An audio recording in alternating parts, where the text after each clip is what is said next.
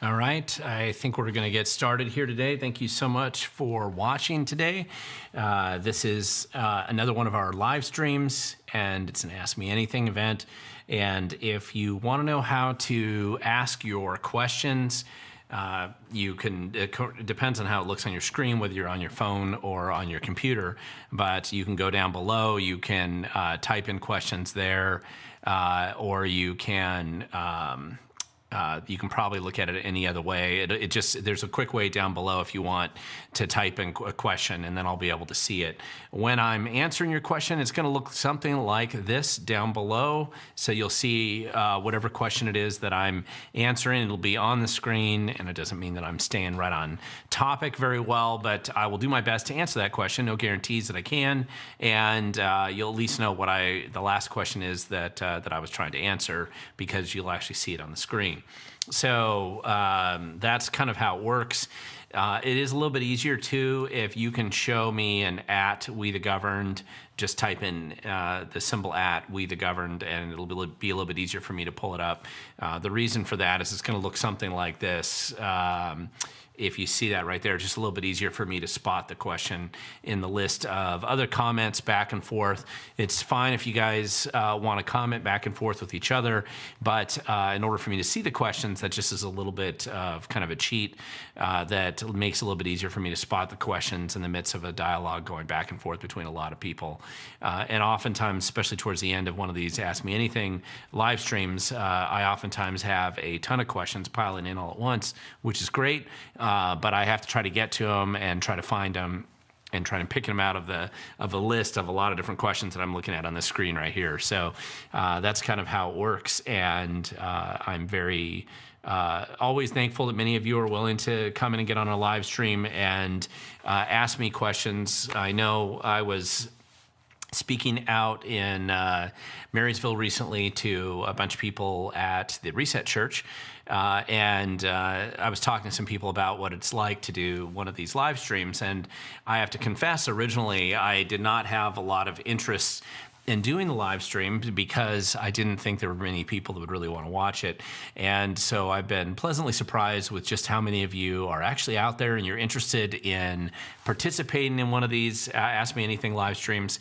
I'm actually very comfortable and used to doing this in person when I've traveled around the state, and I do this at live formats when I'm speaking to usually Republican groups or others. So it's just, it's interesting to do it in this kind of a format. I've been doing this now for over a year, but I find it to be fairly similar to just what I've done in the past when I'm out in front of a live audience.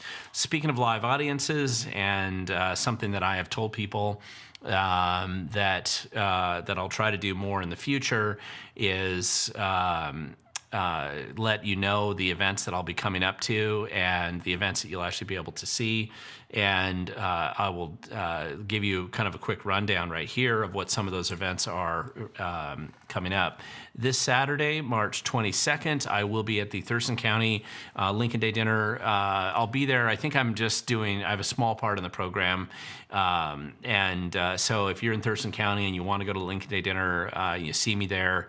Other than my part of the program, which I'm actually not even sure all the details of it yet, but I am a PCO there, and I'm coming from a track meet where I'm watching my son, and I'm going to quickly run over to the Lincoln Day Dinner afterwards. But I'll see you there, and feel free to come on up and chat with me. I have been interested in doing a Doge-style training in Thurston County, and really it's just a matter of scheduling the day, and we've got a couple different venues that we could probably use in the area. So love to chat with you about that this Saturday if you're here, and just get a sense of how many of you are interested in doing something like that. On March 29th, I will be at the Clark County Lincoln Day Dinner, and that is going to be down in Vancouver. And I'll be speaking there. So I'm looking forward to seeing a lot of my Clark County friends down there. So hopefully you'll be there as well. And feel free to come on up and talk to me there. There's always opportunity usually at these things to have some conversations. And I usually stay around a little bit later and talk to anybody who wants to. On April 12th, I'll be at the Kitsap County Lincoln Day Dinner also speaking there. And that's going to be out in Bremerton. I believe that's still the golf course where we've had it there over the last couple of years. Sorry for those of you in Lewis County, there was a conflict. I could only be in one place at a time, and Kitsap caught me first before I was invited to be in Lewis County.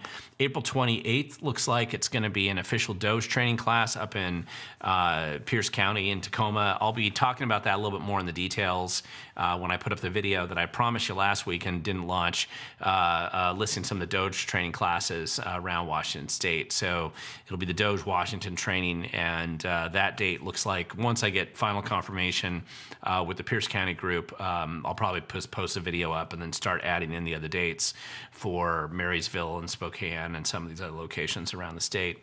On May 3rd, I have been incorrectly telling you that I was going to be at the Skagit County Lincoln Day Dinner speaking there. It turns out I'm wrong. Brian Haywood's the main speaker there. I thought I was going to fill a supporting role, but I think we got confused on the scheduling.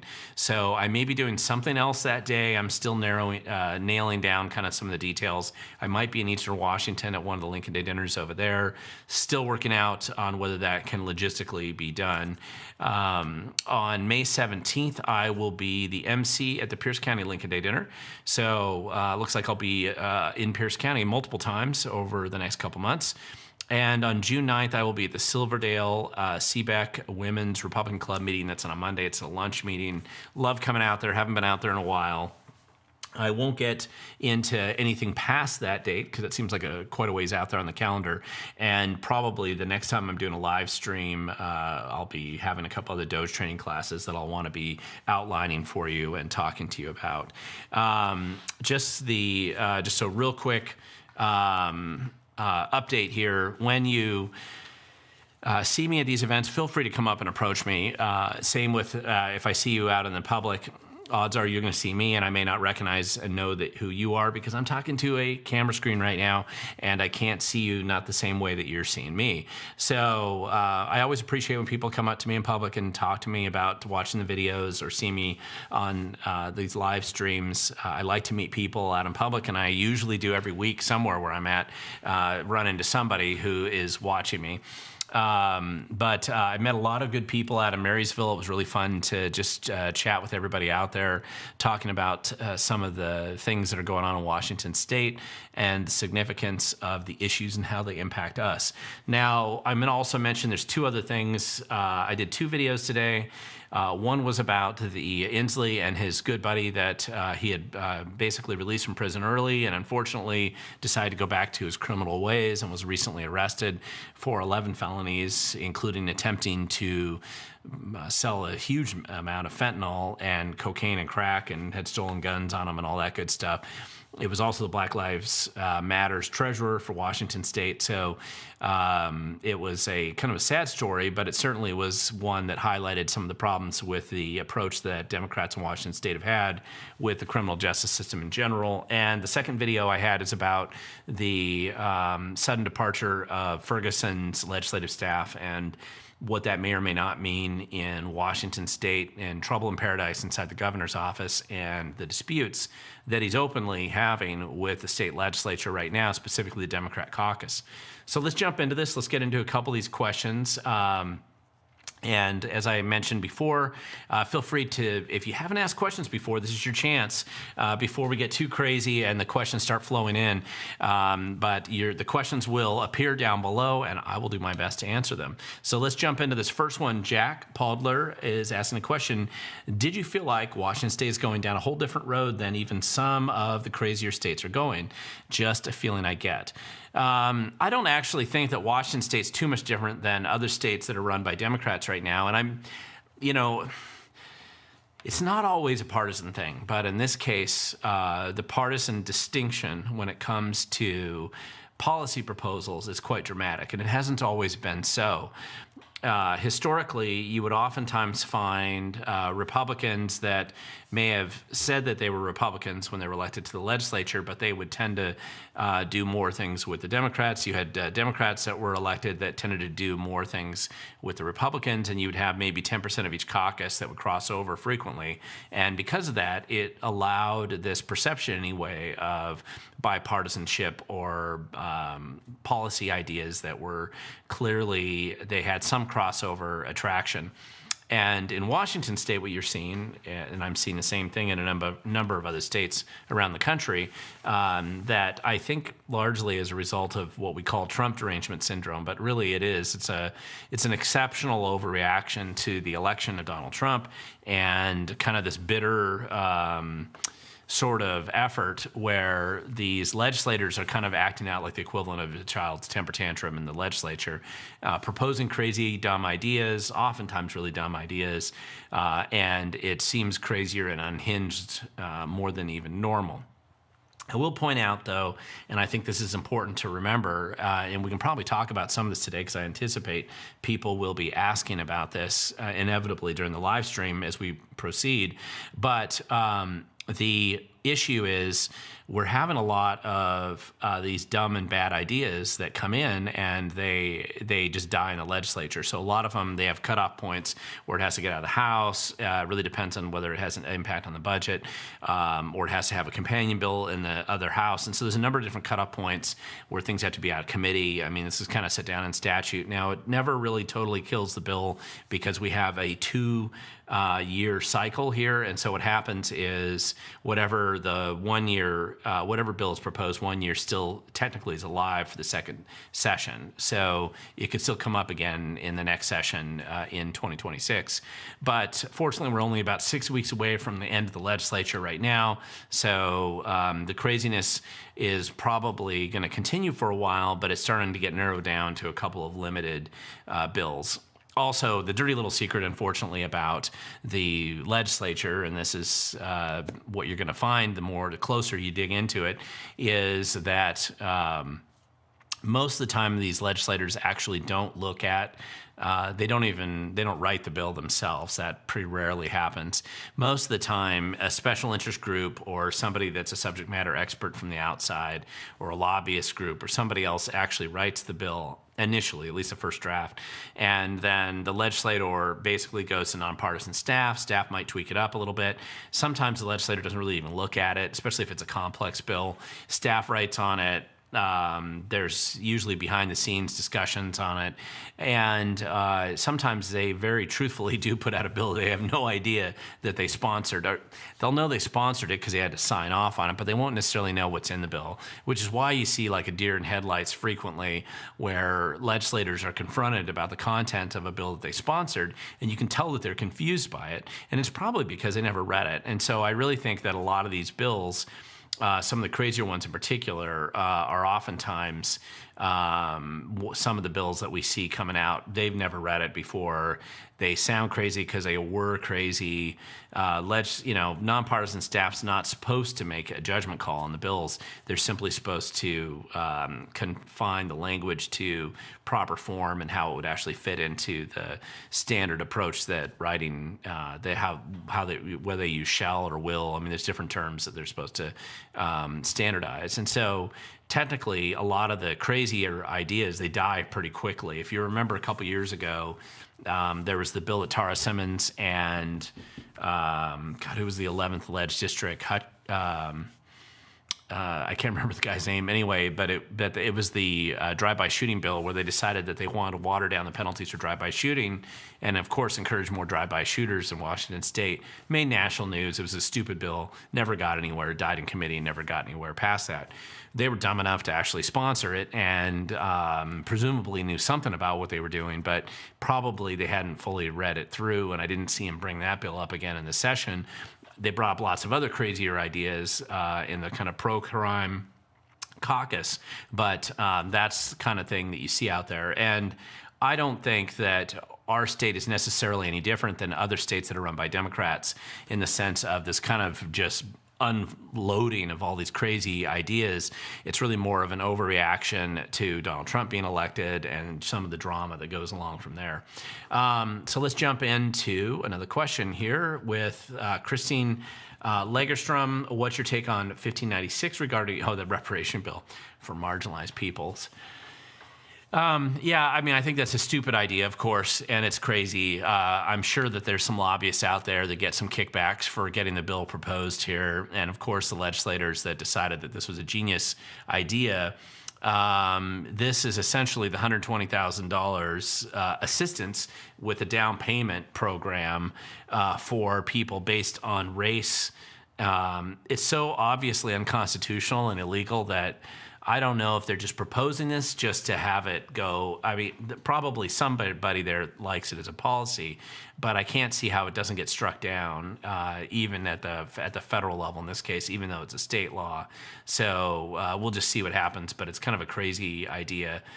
I don't know that it's really going to go anywhere, but it does exist out there, and it's something that the Democrats thought was a genius move.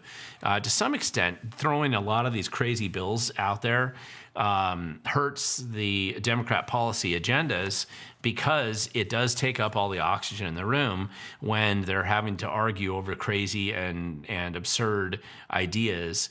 And that's what they're spending their time debating on the floor. And the clock does run out eventually. If you're an effective minority, and the Republicans have actually done a pretty good job this cycle and proposing amendments, even though I know the Democrats had made that unusual and really shocking change to some of the rules, meaning that they can cut the Republicans off and prevent them from having amendments or debate or anything else like that, which is highly unusual. After they got a lot of blowback from that, I haven't seen the Democrats actually utilize that yet. I think that the real final push coming to shove, right, is going to be at the very end when the budget's coming up and the final desperate lobbyist pressure on them to get through some of these last-minute bills. That's going to be where the final, the tires hit the road and we actually see what the highest priorities really were for our party in charge, which is the Democrats right now. But I don't think that that bill just seems so absurd. I don't know that it's going to go anywhere, but it still exists at this point in time. The next bill here, or I should say the next question here is Michael Case. What is the chance that Inslee will be held accountable for the Chaz incident? And if Inslee does go down, will Ferguson go with him? That's a great question. And the chances are flat out zero that Inslee's ever going to be held accountable for what happened in Chaz. I mean, pretty much zero, I would say. And it's not because you don't want, I think sometimes listen, it'd be nice if justice were served on people who deserve it, but that isn't typically how I've seen it work. And especially the way that they tend to do things with especially the way that they tend to do things with going back and trying to reevaluate who was responsible for some historic incident years ago, which is essentially what Chaz Chop has become. I just don't see them basically going back and addressing it. So I don't think there's ever going to be any justice served there. There was hardly, you did have a lawsuit that the local businesses filed. Obviously people died. There was some effort to try to figure out who killed those people in Chaz Chop. And I don't know, we'll just see where it goes, but I don't expect to see much of anything. And I don't think I think Ferguson's, trying to back off of that a little bit now. I just don't see anybody really going back and finding any kind of resolution there, unless they find some unusual smoking gun that comes out of the woodwork and it hasn't been shredded or destroyed yet. I just don't see it actually happening. I just think that's pretty realistic. Jason, you got a question here. Good day, Glenn. Hope you are well, and will we see rent control pass this year, and will it be watered down or vetoed? And what are the benefits and downside of rent control? I honestly don't know much. Good question, and the issue with rent control has basically been it's like socialism. It fails pretty much every time it's ever been tried. The people who support it always try to promote it as some kind of an idea, like just because it's failed every single time it's been tried, it just hasn't been tried hard enough or perfect enough yet. So we got to go back and try it again. I mean, that's your classic socialism thing, right? Everybody will always say that. They've been saying it for 100 years. Every socialist enterprise that fails as a country, the socialists in college will tell you, well, see, that just wasn't perfect. And that's why it failed. And I'm sorry, there's a huge body count, but we'll try again. Rent control is that same kind of thing. Every time rent control is tried, what it does is the options that you have, especially if you're low income and you want to rent, your options simply collapse because people that own property won't want to rent anymore, so they're going to dump the property or get rid of it. and the inventory dries up and the costs end up increasing. And so the supposed solution that you're trying to have, which is to reduce the amount of rent people pay, you actually don't end up doing that, which is why when you saw Argentina recently being the latest country to actually abandon the rent control idea, which they've been trying for decades and decades, as a socialist experiment in a full country, they abandoned rent control, and suddenly all their rents dropped, and the cost of rents dropped substantially in Argentina right after they abandoned rent control. So it's a dumb, bad idea. Every study has clearly showed it's a bad idea, but that's probably why. Oh, and that's right. They said if we called it a different name, they're calling it rent stabilization. Rent stabilization, not rent control. But it is one of the bills that one of the worst bills of the bad bills that are still in existence that could potentially get and land on Governor Ferguson's desk. I don't know why he wouldn't sign it, really, because he is in fights with the Democrats right now on other issues, so I don't know why he wouldn't sign that. Just because it's an irrational, dumb policy doesn't mean that you don't sign it. If you're in Governor Inslee's shoes, you just probably sign it anyway and then call it good enough. That seems to be the way they do things. So it'd be very, very surprising to me if he didn't sign it. But it is one of the bad bills that I think, as being still alive, that it could advance all the way and land on his desk. Let's see. Down here. Next question. Jason, you threw up another one here. That's good. What's your thoughts on the court order demand that Trump turn that plane around with the criminals? And is this the hill to die on? This is a good question. And it's a D.C. question, not a Washington State question. But those of us who have been concerned about the division of power, right, the balance of power between the legislative, judicial, and the executive, the inevitable conflict between all three branches of government raises its head with every administration. And this was a predictable concern, or I should say fight, that was going to come up no matter what, because you're always going to have a rogue judge anywhere in America that's going to throw up, and particularly in this case, you have an exceptionally a judge with a strong level and history of activism. He was a FISA court judge. He signed off on some of the most controversial FISA warrants. He was also involved in some of the frauds that had been clearly proven to be fraudulent later on, but he signed off on a lot of them. So he's obviously a hyper-partisan Obama appointee.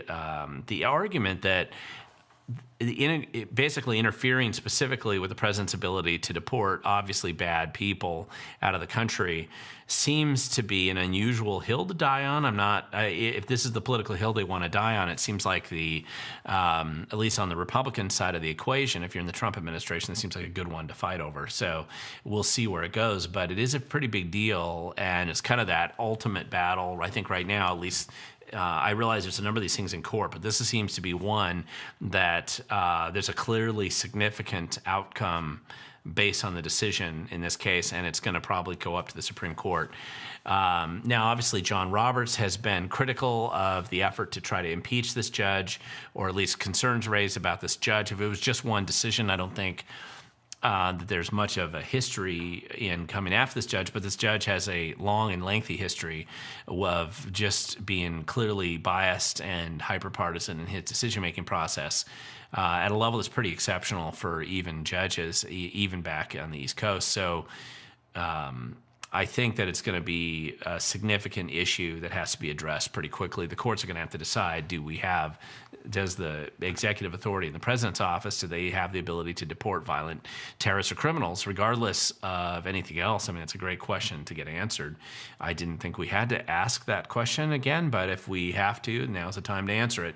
And we'll have to see where it's going right now. Daniel Morrison got a question on any updates on the repeal of our 10-day waiting period to purchase a firearm lawsuit. Daniel, I'm not familiar with where that court case is right now.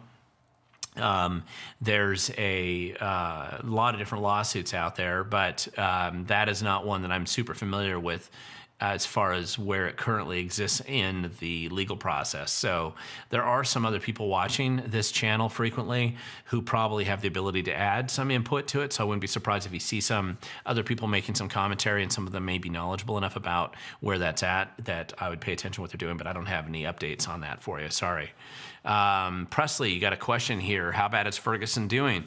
Great question. And I don't think it's so much Ferguson doing badly. I mean, remember, he's essentially only a few months into his term, just like Trump's only a few months into his term. And the biggest thing that happens those first couple months isn't actually in the governor's office. It's actually over on the legislative side, which is where all the drama is going on in Olympia today, because the chaos of crazy bills being proposed. Good percentage, I would say most of them are dying a needed death in the legislative process right now. You have your partisan fighting. The Republicans have been unusually unified on a variety of issues. They've stuck to their guns, apparently, in opposing the restrictions or the many attempted restrictions on people's Second Amendment rights in our state. We're really only down to one significant bill that's still there. I know there's a second one regarding with a possible regarding locations where you could carry firearms, and trying to constrain that to make more gun-free zones, which essentially then turn into super dangerous places where criminals get a chance to have a lot of victims. That bill is still in existence, but it's been watered down a little bit by the concealed carry exemption that seems to be kind of still there at this point in time. And then the main thing is the clearly unconstitutional requirement to say that you need to get a special permission before you can go and buy firearms, which that bill is still in existence. A lot of the other really dumb anti-gun bills, the insurance proposal, the ridiculous insurance proposal, the limitation on how many guns or how much ammo you can buy at a time, the special tax on guns and ammo, all those things, those have kind of died off and disappeared. And so we're really down to this last fight on that side. But the Republicans have been unusually unified in opposition to that. Now, none of these have landed really on Ferguson's desk yet. I don't know why he wouldn't sign most of them, but there are a few that Ferguson's probably opposed to. And this is where this weird little partisan fight is going on in Olympia, and it is intramural in the sense that it's the Democrats in the legislature in both houses who have banned Governor Ferguson's staff from actually entering the caucus rooms, which is highly unusual. That's clearly an intramural fight that's going on, and it isn't normal. That has not been happening much in recent times. So that fight that's going on in Olympia clearly identifies some wedges, and more significantly, the recent departure of Ferguson's legislative policy staff. Them leaving actually seems to indicate that there's a bigger problem there than what we're necessarily aware of, particularly because you had this Yasmin Trudeau, legislator out of Tacoma, who she's gone public, saying that Ferguson's assistant, chief of staff, David Webb, is actually creating a hostile work environment, and that's what drove out the staff. I don't know if that's true or not, but that's what she's coming forward with. And Trudeau is not related to the former Prime Minister of Canada, despite sharing the same last name, but she's come out and gone public under her own name. She's a former AG employee herself. She worked for Ferguson. So this critique is fairly unusual because it's not like an anonymous source that the paper's quoting. I mean, she's coming out there and saying, hey, these people are leaving because your chief of staff's creating this toxic work environment. Ferguson's saying, no, that's not happening. Dave Webb's doing a great job. And that little fight between the two of them is pretty significant. Now, where the battle for Ferguson is occurring right now is really more on the budget side, where he created this kind of furlough program for state workers, and of course the unions blow up about that. He wanted to make some pretty tepid cuts in the state budget, but any cut of any kind is the end of the world, and so the big blow up on that one. And he also wanted to actually put money into law enforcement from the state side of things, and it was $100 million, which is what he proposed during his governor's race as a campaign promise, one of the few that he actually made that had something tangible attached to it, so he wanted to propose that. His bill, I think, is dead. An alternative to that has been proposed as well, but I got a feeling that that's not going to get through as easily, and I don't think that's making him happy. That was something that he kind of thought, I thought he could get through. I didn't expect much out of it, but I'm surprised that he's had as much of a struggle with it as possible. Part of it is you can see the Democrat caucus, and this is clearly a partisan issue, has just become kind of crazy in their support for violent criminals and these pro-criminal sort of bills, most of which have died, to be fair. But still, the very fact that they're proposing them in some level of seriousness makes them lose a lot of credibility. And so there's this huge fight going back and forth, and we'll have to see what actually happens. The next question from Og Minished. What's your take on the motivation for all these horrible bills? Ignorant compassion, party ideology, intentional collapse in the state, or something else? I would say some of it's probably a combination of a variety of these. Ignorant compassion certainly would explain a lot of them. Special interest influence is probably something that you kind of left out here, but should be integrated into this. I mean, never doubt there's a lack of ideas that usually exist for legislators going into the legislative session. They're dealing with the hamster wheel of life and, raising money for the next campaign, or at least planning, especially in the House, planning the next race, town halls, interaction with constituent services, things like that. And so sitting down and coming up with, and remember, to a hammer, everything's a nail. To a legislator, everything's a bill. And so what they're going to do is they're basically going to have to come up with something, because otherwise it's going to look like they aren't doing anything. And they don't want to be accused of doing nothing. And there's lots of lobbyists, hundreds of them in Olympia, that are pushing them on various issues. And so they're going to have something they can come back to their hometown crew and say, look at what I did. Even if it failed, look at what I did. And so you're going to see them just simply take, cut and paste whatever dumb ideas come their way and thrown it into the hopper. And succeed or fail, they can at least show their donors that they went and did something that they wanted them to do for them. So that's some of it.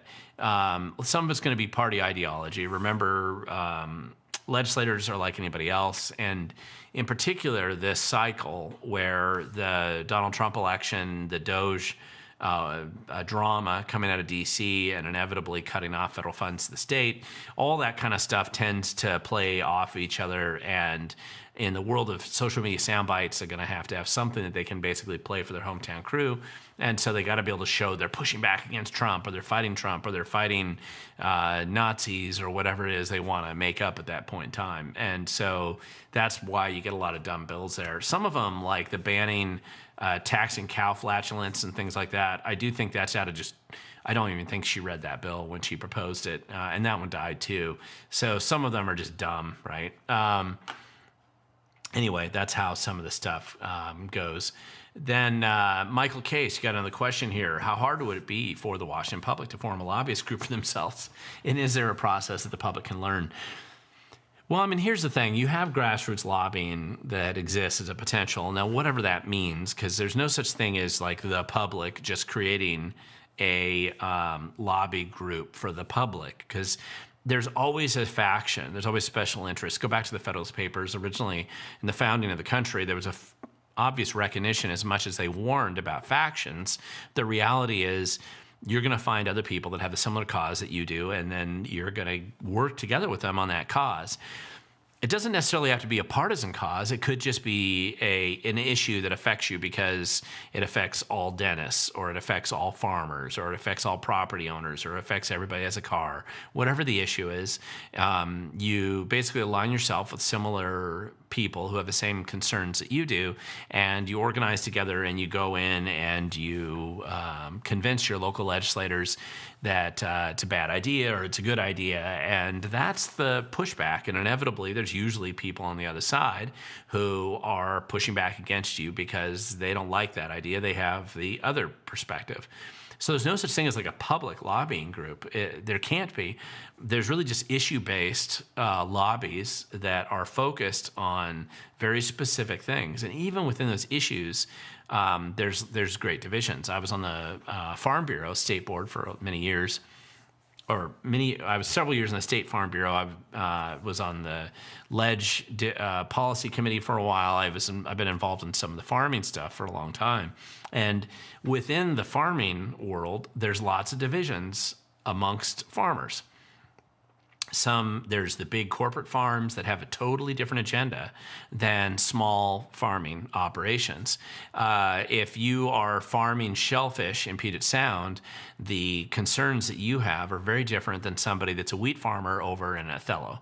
It's just going to be very, very different sort of perspectives. And so there's policies that affect one group of people that don't affect the other. And so their level of interest in being focused on those issues is distinctly different, which is why you also have agricultural commodity groups that lobby in Olympia too. So there's the potato lobby, there's the cattlemen's lobby, there's a dairy lobby, there's the berry and fruit growers lobby. I mean, you'll get these different lobbying groups. The same thing happens when it comes to grant grifting operations for like the nonprofit world, the so-called nonprofit world, where they basically, once money starts flowing into them, they use that money, whether it's open or not, and they're finding ways of funneling it into lobbyist groups that simply demand more money coming to those entities. And that's how it works. It's not particularly difficult to be a lobbyist, and the rules might appear a little arcane and absurd, but they exist out there. And so, Michael, if you want to create your own lobbying group, you can, but you're going to have to focus it on an issue or a cause more than just like the general public, because everybody's going to claim to be the general public. And I don't think that's going to be how it actually works when you go down and actually try to work on an issue in Olympia. Thunderstriker back with us again here. Hi, Glenn. I only got 2 questions for you today. We will see. Number 1, I predicted Trump would pick Vance as his running mate. Do you think Gavin Newsom will be the next president in 2028? I don't. I suspect Gavin Newsom's blown himself up on this weird podcast drama that he's creating for himself, which is odd. I've never seen actually anybody at that level stature seeming to blow themselves up in that kind of a format. But it seems like he's creating a shocking level of resistance to him and his future political aspirations from both political spectrums with every show he does. So I don't think that it's Newsom, but I mean, he's still in that mix of somebody that's going to be the anti-Trump probably running in 2028. We'll see what happens. There are the news. I'm assuming this is your second question, Thunderstriker. There are news that Alberta has pledged support to Trump as they look to leave Canada. Is that true, and what are your thoughts? Well, I mean, there's no way for me to know for sure if they've really done it, but I will point out, and this is a good student of history question, there's a long history in Canada, and it is depending on how the Articles of Confederation are set up in Canada. And they were, Canada was, they had this formal confederation, actually occurred after our Civil War around 1867, that the various provinces of Canada joined together to become the country of Canada that we kind of recognize today. Up until then, they kind of operated as pretty independent provinces under England. And they obviously became part of the British Commonwealth. But there's frequently been movements really more on the Canadian side, not so much on the U.S. side, although there's been interest on the United States side of annexing or having one province maybe join with the U.S. If you ever go up to, I just was up in Victoria a couple years ago with my kids, and I remember going to a museum there. It was like an old house that was converted into a museum, multiple stories, and I remember, you read all these little plaques and sections of the house, and my kids were playing a piano that was there in this mansion. They would let us play the piano, or let the kids play the piano. So while I was waiting for them to kind of get their piano bug out of them, I was walking into different rooms, and I remember reading this whole story about the guy that owned the house. I don't remember his name, but he was a real pro annexation to the U.S. for British Columbia. And so this was on the island of Vancouver. And so he clearly was leading this whole political movement in British Columbia to try to get British Columbia to join the U.S.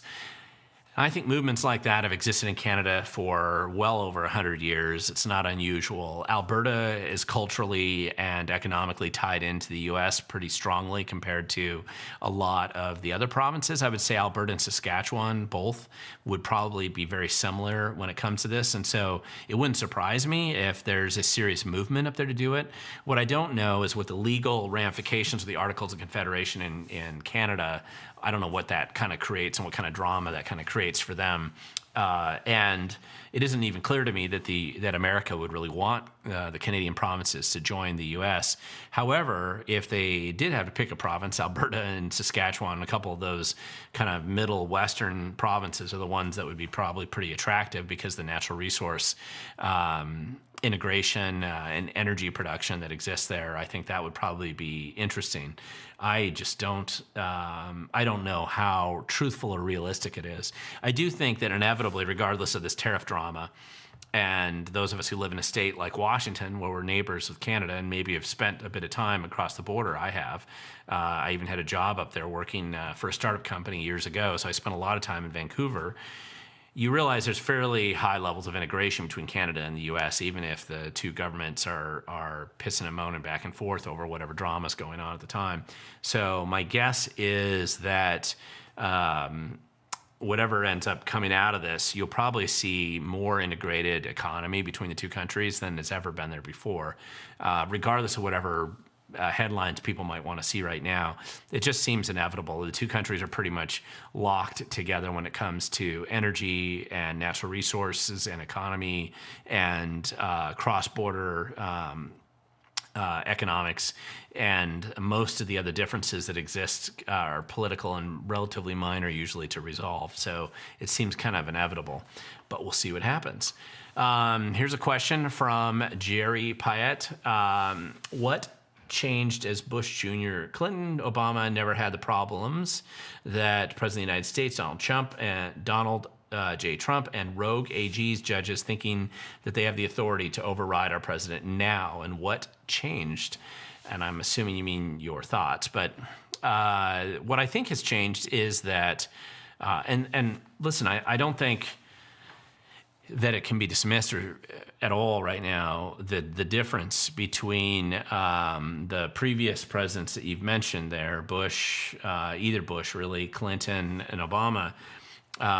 Those are essentially mild change agents in the sense that they'll either do things that bloat the administrative state, and therefore whatever they do is going to be supported by all the special interests that feed off the trough of the taxpayer, or at most, maybe they did some minor tweaks around the edges, which is very comfortable in Washington, D.C. So you're not going to be threatening any of the political establishment very much.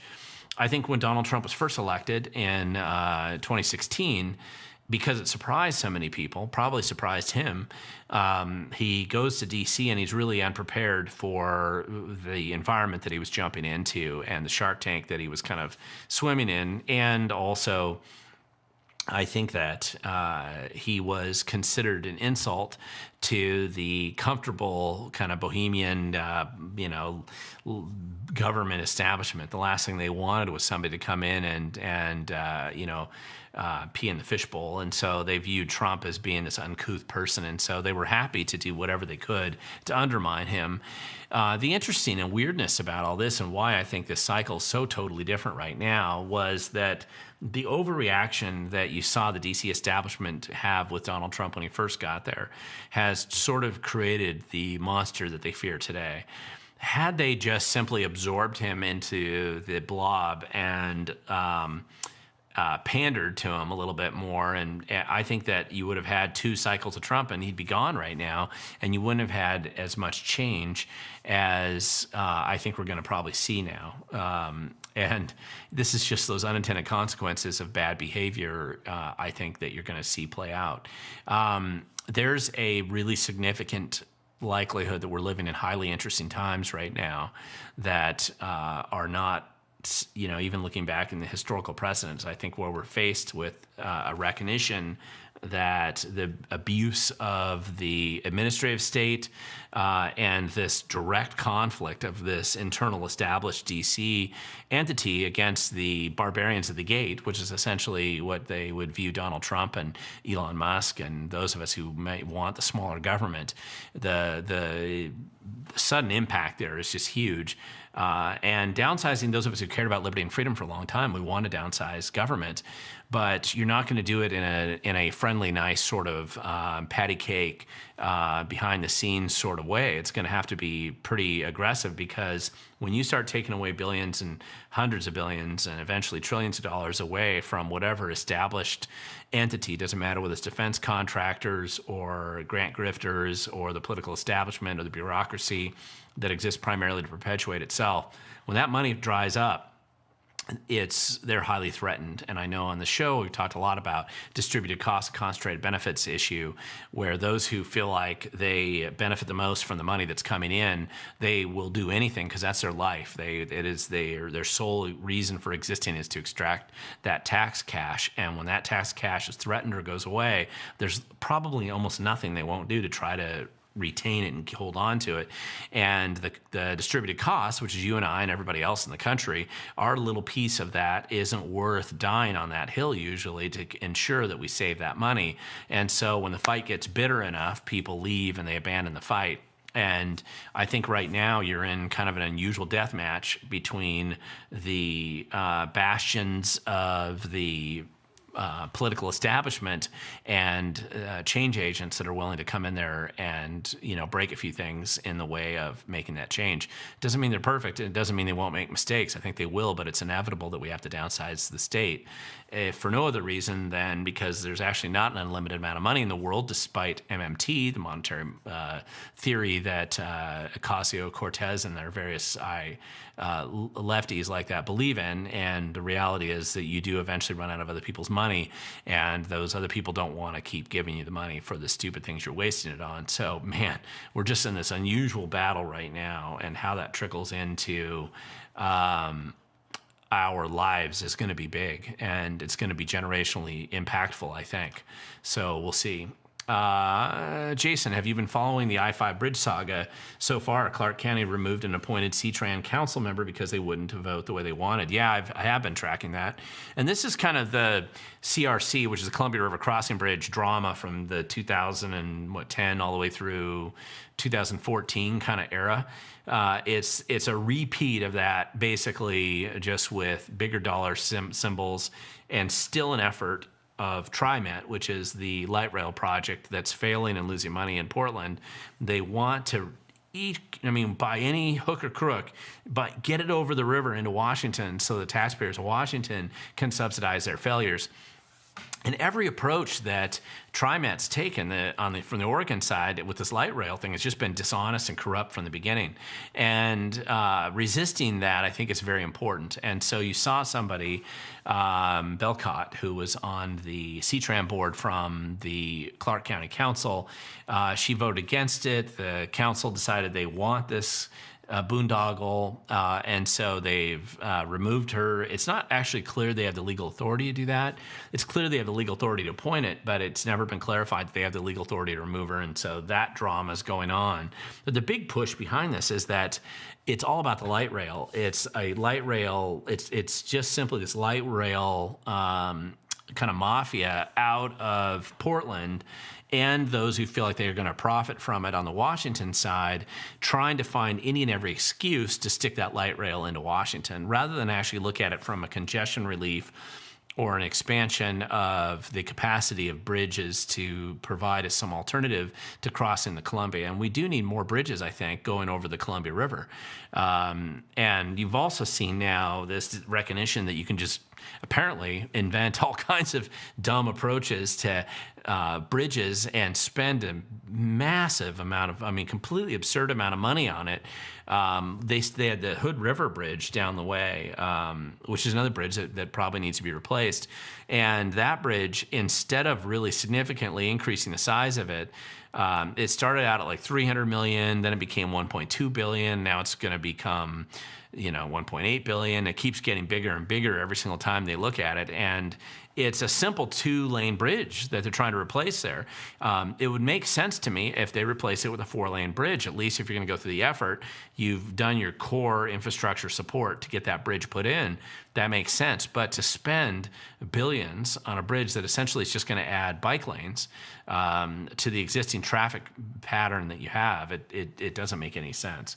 So this is the world that we live in, and there's a lot of special interests that are in there promoting this stuff.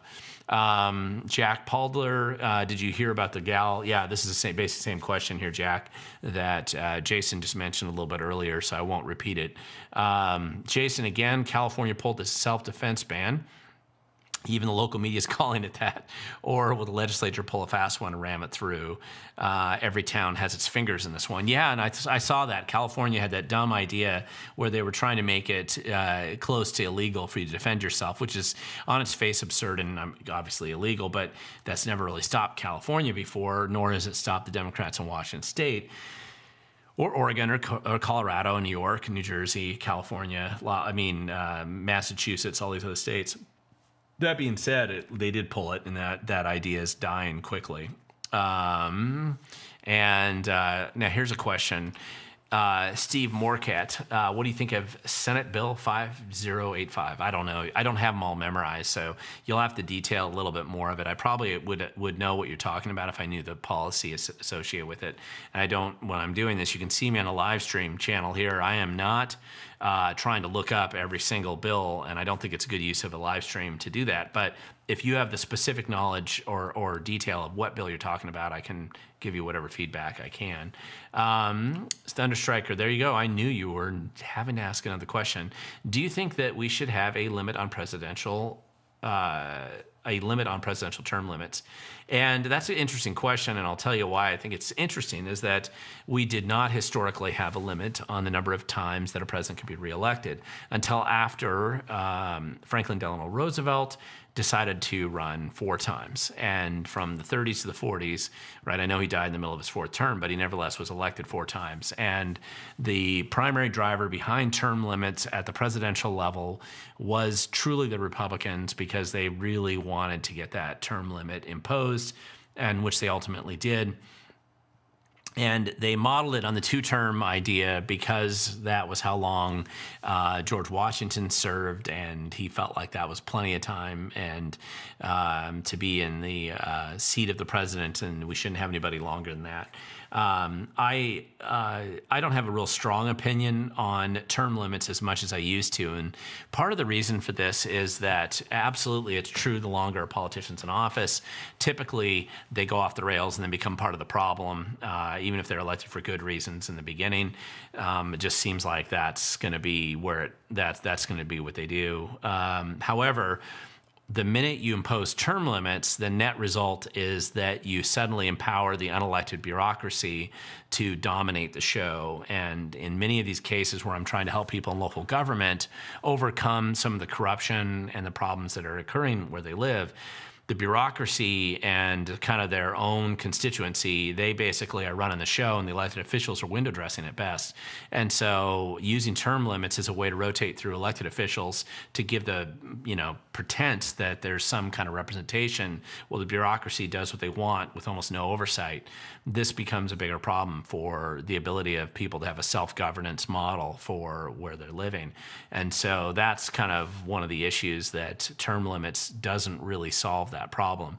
I could support term limits if you also had term limits on bureaucrats and you rotated them out in the same way that you rotate out politicians. And so I would consider something along those lines. Linda, Glen, where is that bill that was going to allow counties to raise property taxes by 3%, still alive or dead? And I believe that bill at this point in time has actually died. I think it's not going to make it through this legislative cycle. When I say died, as Kirk over there has mentioned many times, the Washington Gun Law channel, which I think is a great channel for you to watch if you care about your Second Amendment rights and the status of bills out there. But it's not really dead. Of course, it's in hibernation, meaning they could resurrect it again next year. I actually thought this bill was going to have a lot more momentum behind it than it did. And keep in mind, nothing really restricts local government from raising taxes at 3% if they want. What they don't want is to have to go back to the taxpayers and ask them to support those taxes, because the blowback from the taxpayers is what the politicians are afraid of, and the bureaucrats too. So they don't want to give taxpayers a say on the increase or rejection of that tax proposal, which I think a lot of people probably would. So anyway, that's where it looks like it stands right now. I could be proven wrong. They could pull it out of the hibernation woodshed at the last minute. But right now it seems dead. And so keep in mind, the big significance there was that it would allow them, instead of 1% a year without a vote of the people, they could raise it by 3% a year without a vote of the people. But it doesn't prevent any jurisdiction from raising taxes more, property taxes in this case, by going back to the people. And it shows you how much they fear you and how afraid they are of basically getting any chance of getting that past you, or at least riling up people more so that they want to resist their incompetent stupidity that frequently government has when they get your taxpayer dollars in their hand. Presley, question here. Do you think Kamala Harris will run for governor of California in 2026? I think that's distinctly likely, especially if her consultants believe they can make enough money off of her. Nobody cares what she thinks. It's really just going to be a question of what the kind of grifter class that surrounds her thinks. She's obviously not a very smart person or very capable of pretty much anything. So they'll just see if they can use her as their figurehead to make a bunch of money, and running for governor is a pretty good way to do that. And California is a crazy enough state that there's at least some level of credibility that she could maybe win. But I also see things changing, especially with federal election reform. If that comes through, we're going to see a lot of stuff like that here. Eniat Mule, good question here. Do you see any chance the Snake River dams could eventually be breached? And the answer to that is no, at least not in the near term. Obviously, it was a stupid idea that the enviros were pushing for a long time. There's a lot of good reasons not to do it. There's so few reasons to do it that it's almost absurd that it's even been on our policy agenda radar. But at this point in time, under this administration or any future administration, particularly with the shortage of power and the general awareness that we aren't producing enough electricity for future growth or even current needs, that why would you pull away the dams right in the middle of that? Particularly, you also have the additional issue that the Snake River dams in particular have an impact on. One is flood mitigation, which seems to be completely forgotten by most of the people who are talking about this, and also the ability to provide irrigation support for a very large part of Washington State's economy, which is the farming economy over there. And getting rid of those issues is, or ignoring that for a stupid idea of removing the dams, I just don't think the payoff doesn't seem to be there, even though I know they had special interests that moved forward on this for a while. It's mostly just a grifting operation for a lot of people to make money, not getting to the goal that they claim they want, and that's where we are right now. I don't think it's going to happen, though. Presley, do you think Bob Ferguson will be remembered as being worse than Jay Inslee? Hard to know. That's what I would predict in most cases, but it could be that the legacy of Inslee is so miserable and bad that the Democrats end up losing control in a way that they hadn't lost before as a direct result of Inslee's policies from the past. We'll see. Now, it could be that Ferguson's viewed negatively because of a similar outcome. I'm sure that both those guys will blame each other. That's going to be how it goes. And we'll just have to see. I mean, normally I would say Ferguson would be worse, but so far he's been a little mellow as he's gotten into this process, more mellow than I thought. Doesn't make me a fan. I'm not. Inslee or Ferguson hates me, but anyway, we'll see. We'll see what happens. Blue Jay here. If it's ever uncovered that Rossi, Culp, or Reichert actually won, could one of them be governor? And the answer to that is no, they couldn't. That bridge, that ship sailed long ago. I mean, Rossi, I think it's very easy when you look at the stuff that Sharkansky came out with later on in his records request, and the stuff that he uncovered, and the battle that guy fought for quite a while uncovering the truth about the 2004 election with Rossi. I think it's very obvious that Rossi did win the 2004 election and that shenanigans were used to keep him out of the governor's race. Absolutely. Rossi did win the 2004 election. But by the time that gets sorted out, you're so far down the road. He did not win the second go around for a variety of reasons reasons in 2008. And, and it's funny, you didn't mention the closest guy after Rossi in this case, which was actually Rob McKenna in 2012. And it's funny how I don't hear people talk about him being one of those people in that list, because he was actually relatively close in 2012. That was a close election there. However, there's no way for them to come back and become governor. That's not typically the way it works. Anyway, that's just what I've seen, and so I don't think it's good to direct people down outcomes that there's like no way that could happen. You're better off to put that energy into preparing and running a good campaign and getting a good candidate in next time. Although I do have to say that there is some effort that's worthwhile being put into ensuring that the objectives of the federal election reform that I'm hearing being discussed and proposed out there that actually comes through. And anyway, that's just one of those things I'm going to point out. And here's a funny question. This next one here, Julie Anderson, did you write the book I just bought, or are you the character? You're going to have to tell me what book you're talking about. But if you're talking about 299 Days, because I've had this question for years now, I did not write that book. I realize there's a name of Glenn Tate as the author of that book. I think it did become public who wrote the book later. I was one of the people that became the basis for a character in that book. Little did I know, because the author who wrote the book knew me from other things that I was doing as an activist at the time. And so I was featured in the book with, not by name, but I mean, I was a character in the book. And they based it on me a little bit, not just me, a couple of the people I also worked with at the time. So it's just kind of funny that you mentioned that. But anyway, small world, and I'm assuming that's what you're talking about. If it's something else, I have no idea. I have not written any books out there, and if I did, I'd actually probably put my name on it. Let's see, Jason, are you doing any meetup events near Vancouver? It would be awesome to meet you in person.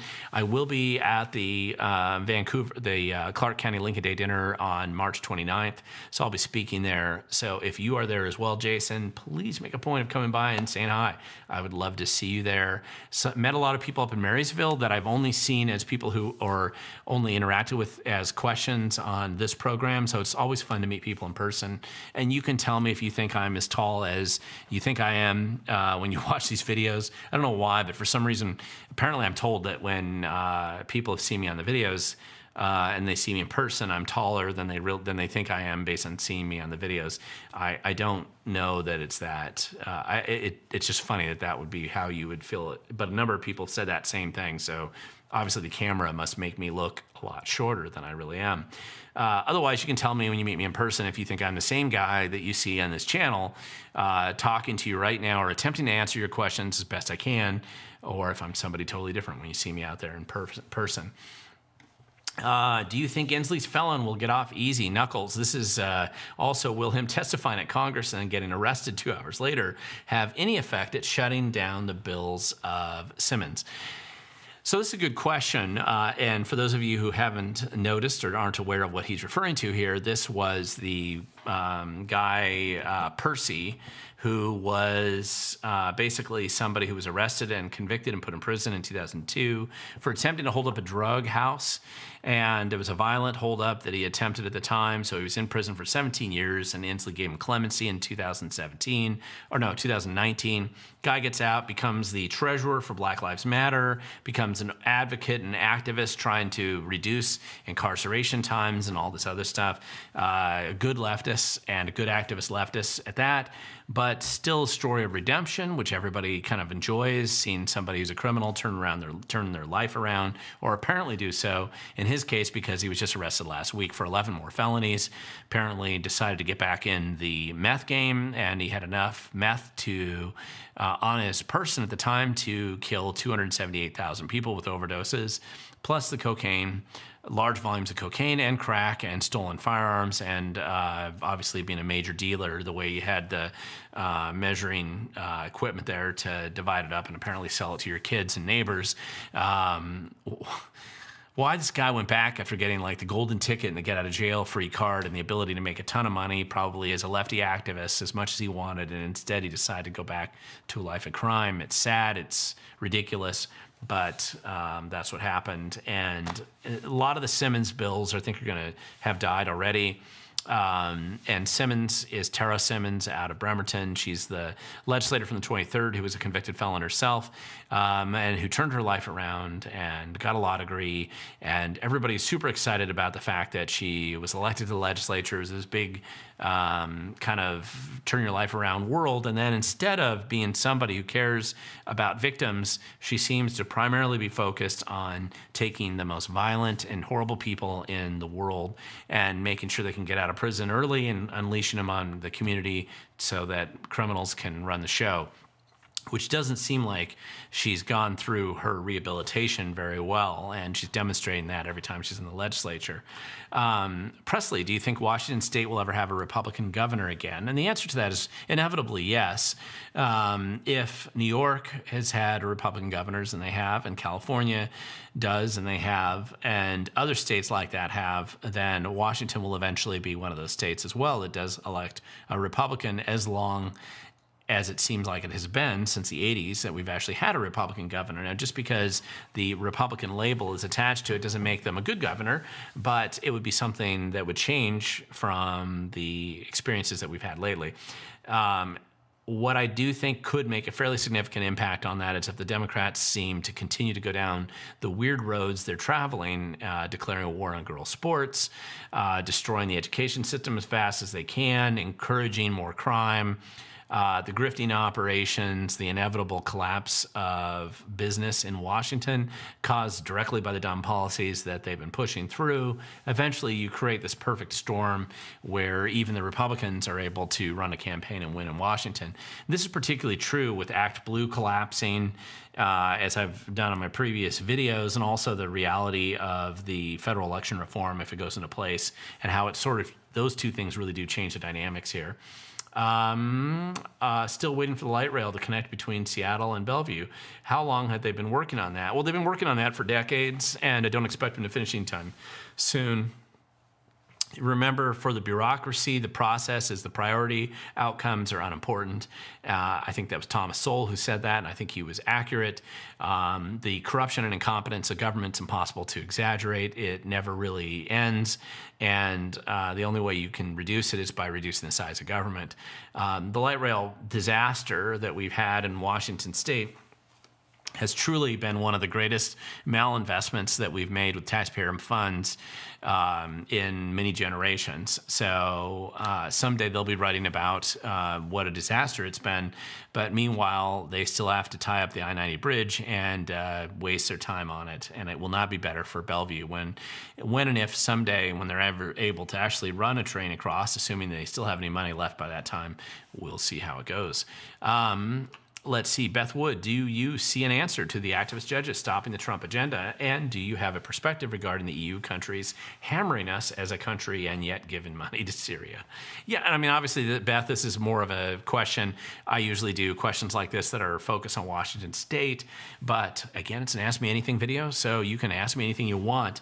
My opinion is that inevitably the judicial questions of activist judges getting engaged in trying to change the way the Constitution functions, and depending on which party's in power, pulling from executive or pulling from legislative power structure when they get a chance, only for one agenda, that's going to be a problem. And eventually the judicial branch ends up having to be controlled a little bit itself as well. There's this kind of perpetual dynamic there, which I think is healthy, but obviously everything goes to extremes. And in this case, we've probably seen the judges exceed their authority in this case, especially the hyper-partisan activist judges that have been involved here. My guess is that eventually, I think these were fights that the Trump administration wanted to have and to get out there as quick as possible so that they could pave the way for either moving their agenda forward or having it stopped by these outside efforts. But we'll see what the Supreme Court ends up doing.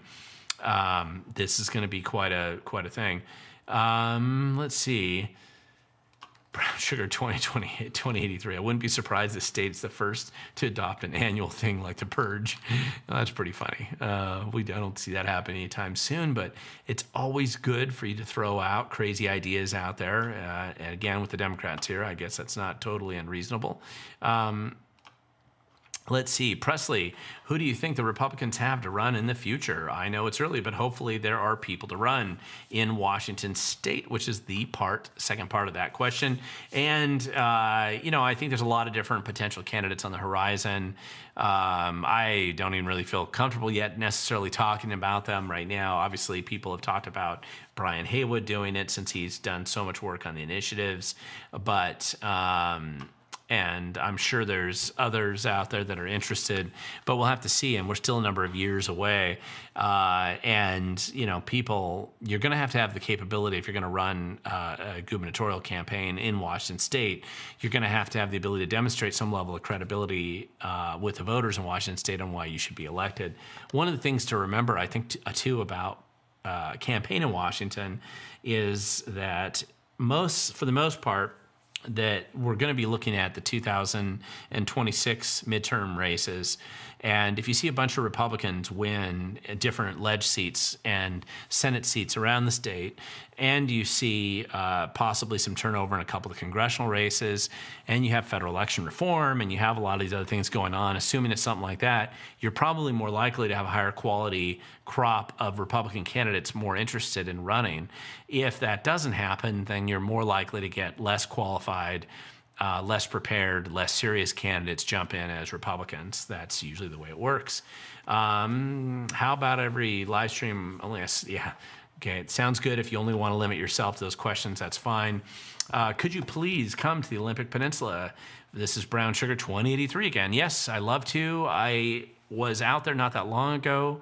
I think I'm doing something up in the Clallam County. And if you're watching this video and you're from Clallam County, please reach out to me, because I think that there was at least some discussion of doing like a Doge training class up in Sequim or Port Angeles, or maybe Port Townsend up there.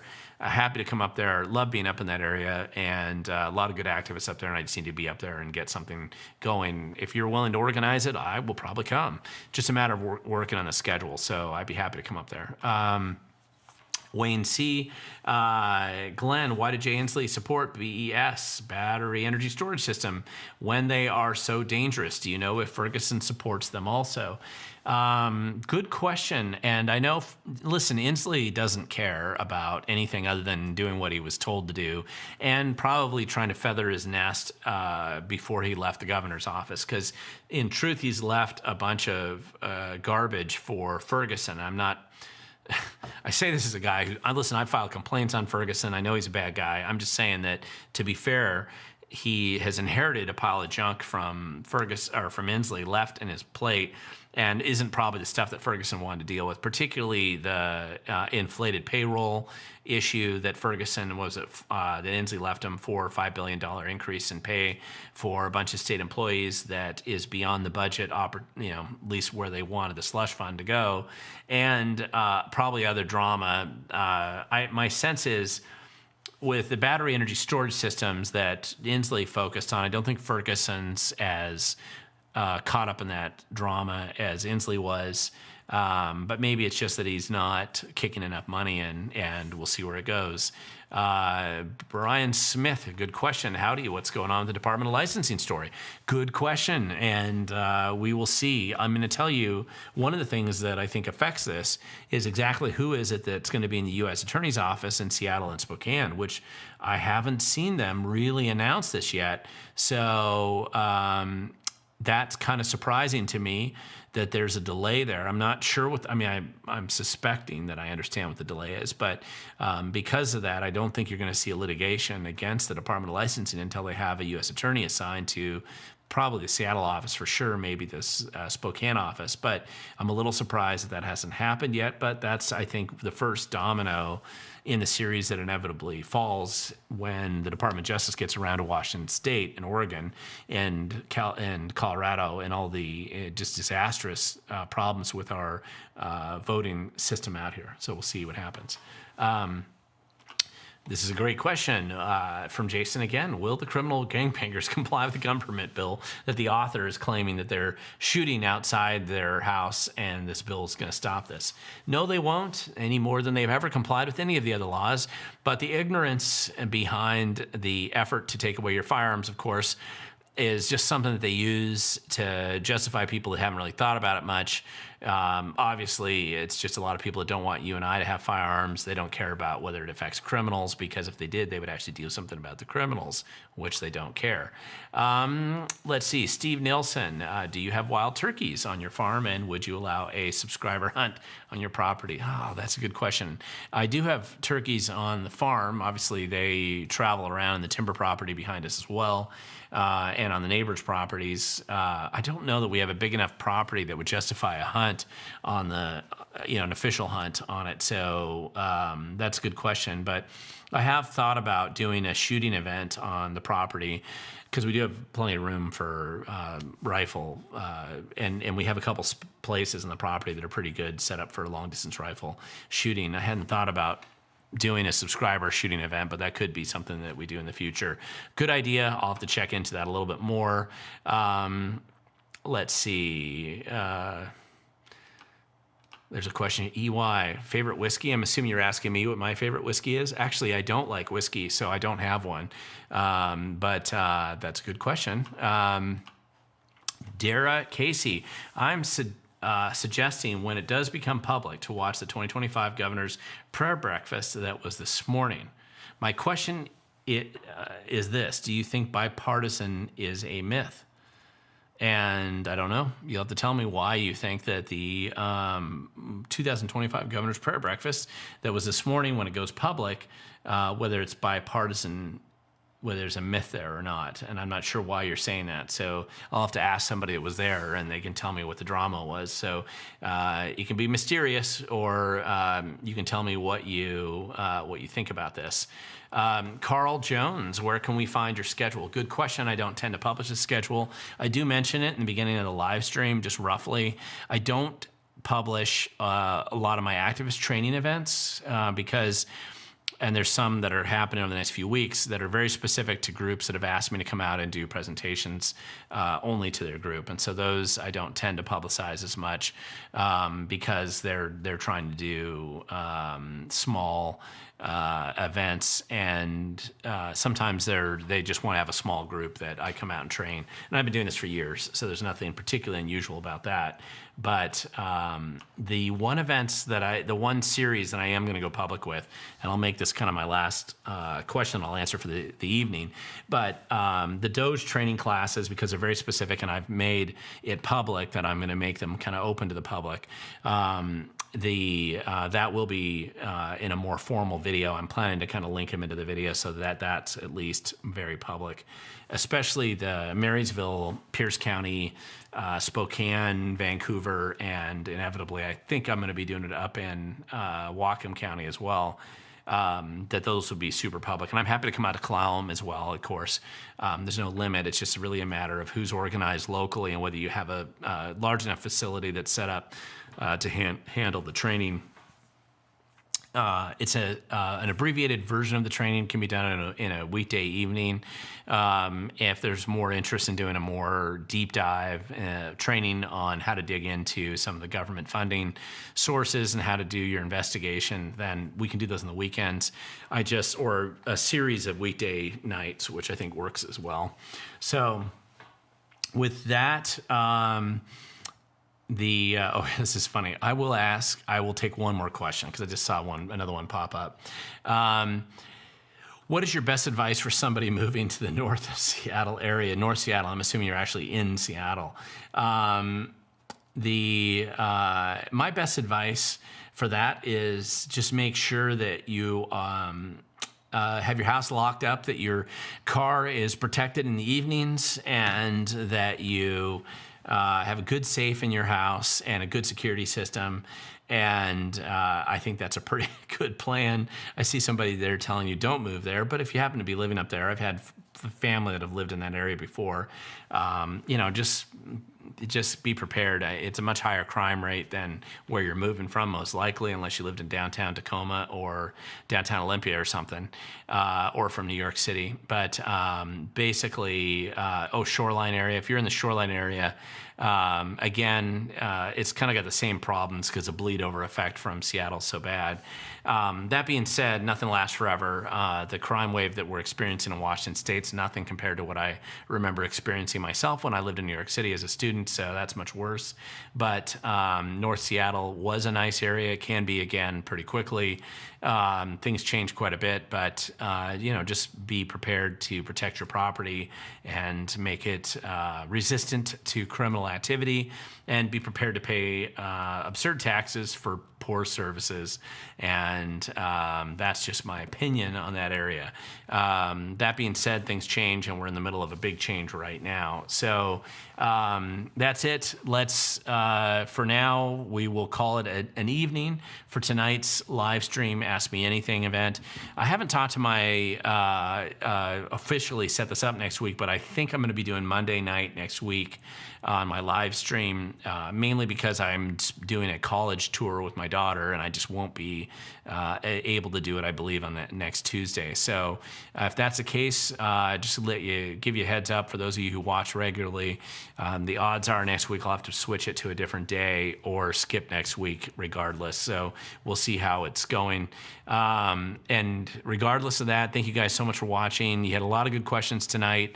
Looks like about 170, 180 of you, 190 depending on the time, were watching tonight, so I appreciate that. We'll watch my next 2 videos coming up, maybe 3 this week, and we'll continue to push on out there, stay engaged and involved on those bills. Everybody flooding the zone down there in the comments on the bills in Olympia, I think you've made a big difference.